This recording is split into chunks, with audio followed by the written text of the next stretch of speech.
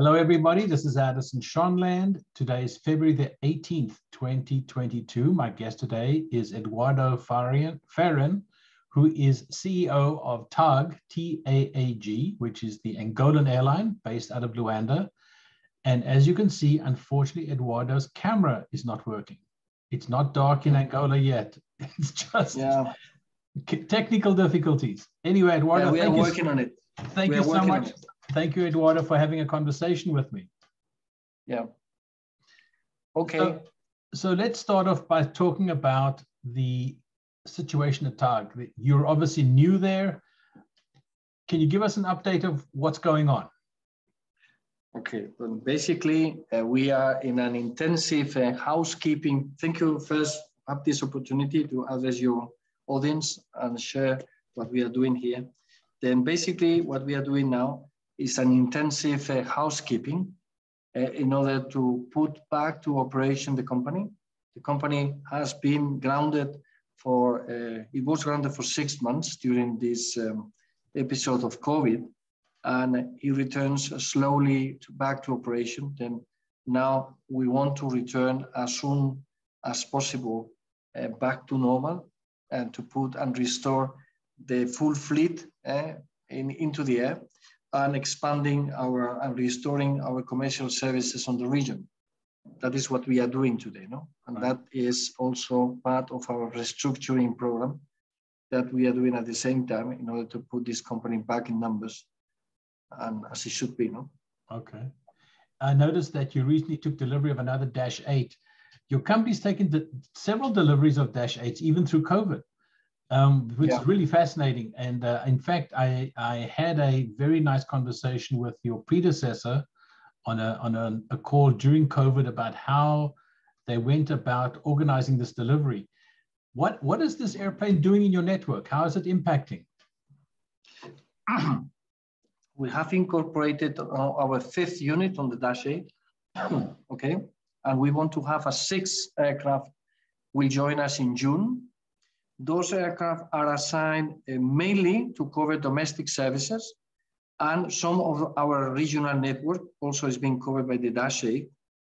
Dash 8 is a flexible tool that gives us also the possibility to stimulate the traffic to some destinations here in Angola.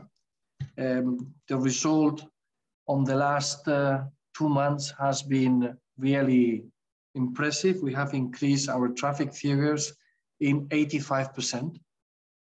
Okay, then some of the routes are flying at twice the load on 2019. Then the flexibility, we have introduced a new concept here in Angola to have a flexible network and flexible schedule where we can react quickly to peak demands in certain destinations, certain days. And then the Dash 8 at the actual moment is the best tool. And we don't need to use a more expensive aircraft as the 737.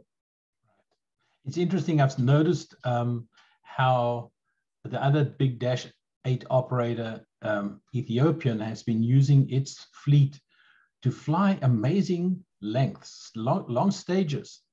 It seems that the airplane is quite flexible and has been quite successful across Africa for operators.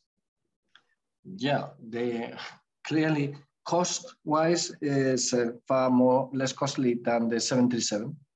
Okay, and we have here a lot of thin routes that they don't need a big capacity or bigger aircraft. Right. Then the Dash 8 fits perfectly in there.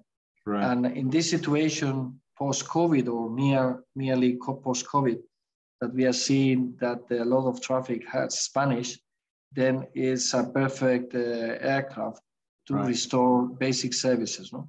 Something that intrigues me just before we move on to the next thing.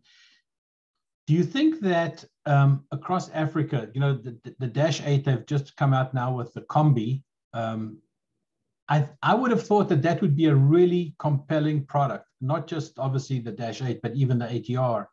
A turboprop Combi airplane might be a very effective tool in Africa. Do you think that's a fair comment? Okay, it's in the table now. we are working with the Havilland in order to see and then make a feasibility study about if a float and increase on the number of aircraft could fit with this concept of combi aircraft. Right. Okay. Okay. Yeah. So it just seemed to me that, particularly when obviously everybody wants to bring back their travel and their traffic from post-COVID, but the opportunity also to figure out a way to do cargo. Cargo is so popular, obviously during the COVID crisis, and I would imagine moving freight is no different in Africa than anywhere else. A turboprop combi seemed to me a good idea. Obviously, Africa is a tough place to make money, and it is.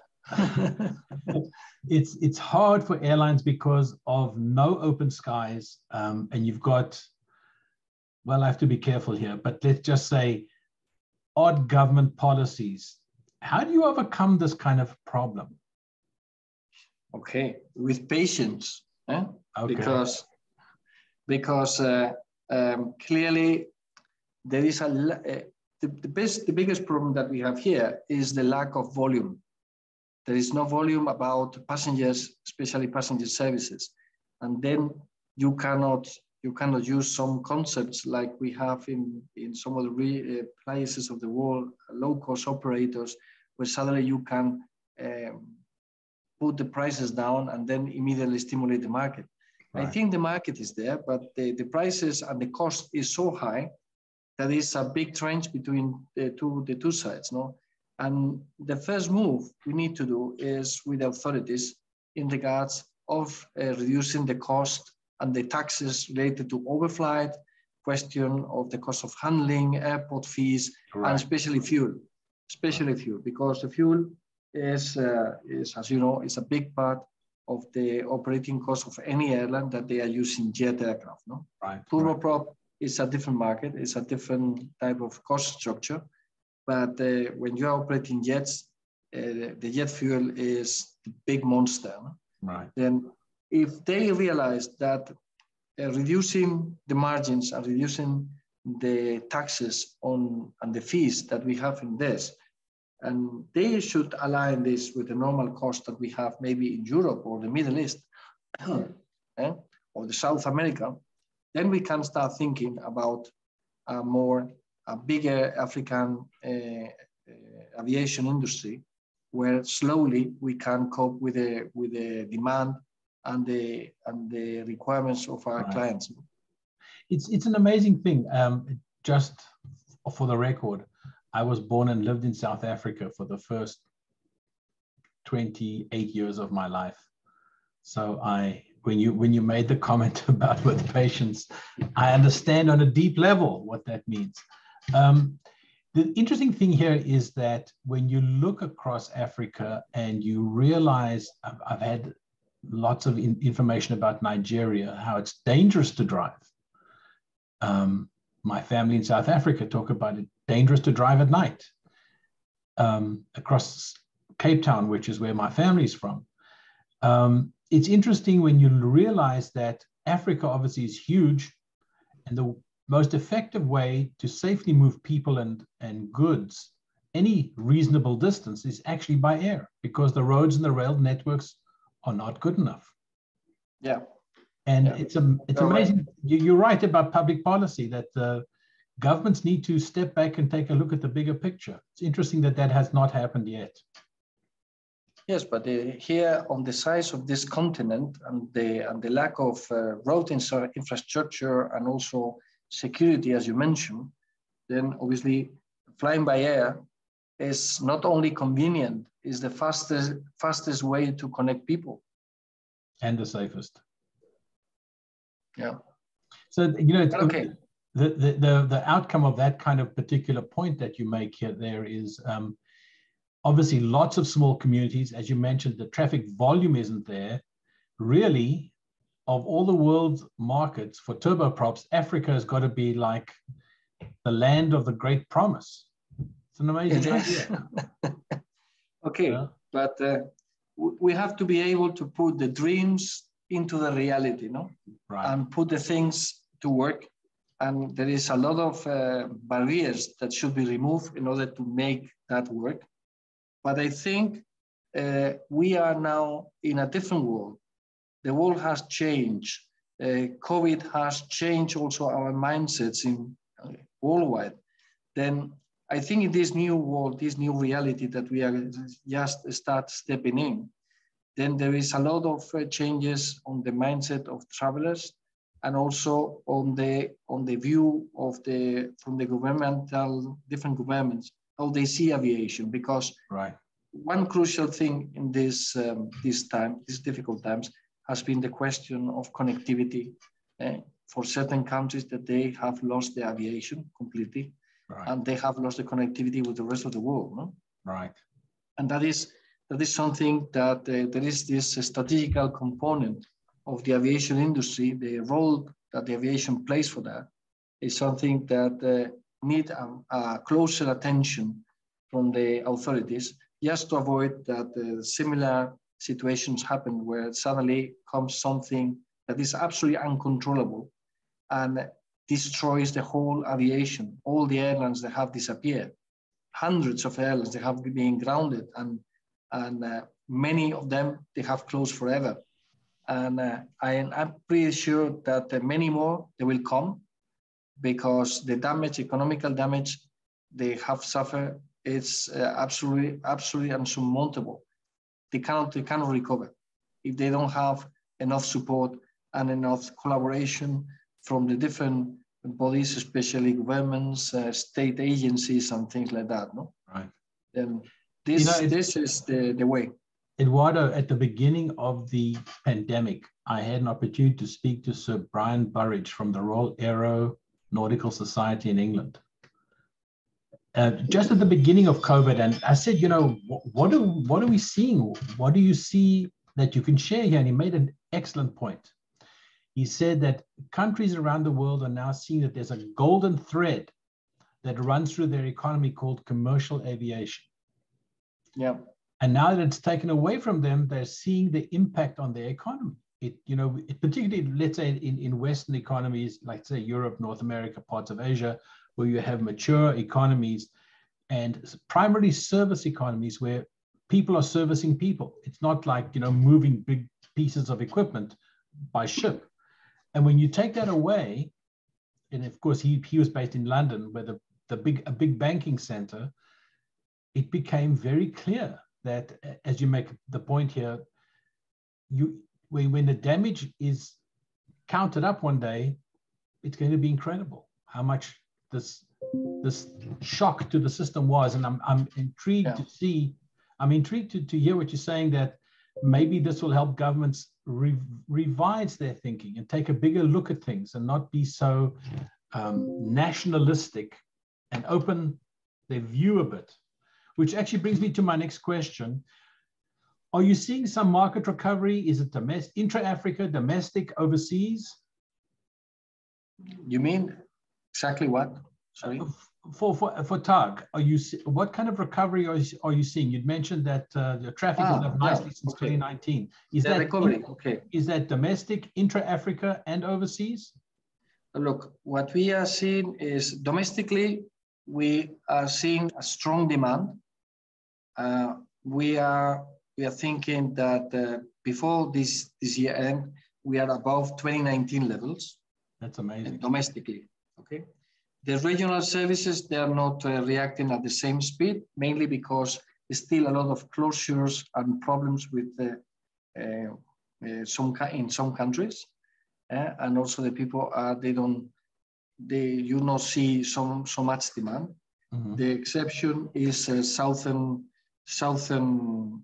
Africa, is obviously Namibia, South Africa, and Mozambique. They are returning back to normal. Okay, right. Not at they are around 60% of the previous traffic levels. Mm-hmm. And in overseas, we are seeing also the demand coming up. We are about 50% of previous figures. Okay, and it's still until, while there is no any other Omicron coming up, we expect that will return slowly, maybe half next year, back to the previous figures of 2019. Okay. Something that amazes me. Sorry, go ahead. No, that is just for the passenger services. In cargo services, clearly the picture is absolutely different. In cargo services, we have seen a huge demand. In fact, we have converted one aircraft already to this light freight conversion, and we are having a lot of demand in order for logistics and so forth in the region and also overseas. Yeah. Right.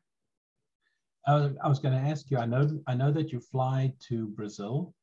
Yeah. And to Cuba. Yeah. What about flying to North America? Is that a market that you guys could look at? I think first we need that the Angola, it should be certified level 1. Right. That is in the plan. Okay, when that happens, okay, then maybe we are in a better position to study if such route is feasible or not. Okay, so it's not something that is beyond the reach. It could be within a 5-year plan. Now we are concentrating in recover our network, and we are studying a new intercontinental service that if the feasibility study works, then maybe we can start and operating this new service before the end of this year. But the decision has not been taken yet. Okay. And then the question flying to North America is, as I said, we need to wait first that we are level 1 as a country, and then we can start studying if something like that is demand and if it's everything. Flying to the United States, you know, is also a higher level of requirements and obligations. And also we need to adapt also the organization and the structure in order to comply with it. Okay. Right. Well, at least you guys have got the right equipment for that market. My final question for you, if we look 5 years ahead, what should we expect to see at TAAG? Oh. In 5 years, okay. Then the first thing, we will be most probably in a new airport. A new airport that should be open here. There's a new Luanda International Airport. Okay. This is number 1. Number 2, I hope to have connecting network where the domestic traffic can connect with the regional traffic in order to offer more services and more destinations to the African travelers. Right. And in the intercontinental view, okay, maybe 1 or 2 more connections in order to connect mainly the Lusophone area and maybe some others. Let's see. And I hope to have at that time, or I want to see at that time, cargo network where TAAG can cover some regular services in cargo regionally, centralized in Luanda and having Luanda as a connecting point. Excellent. Thank you so much for your time. I really appreciate it. Thank you very much, Anderson. Okay, hope to see you soon.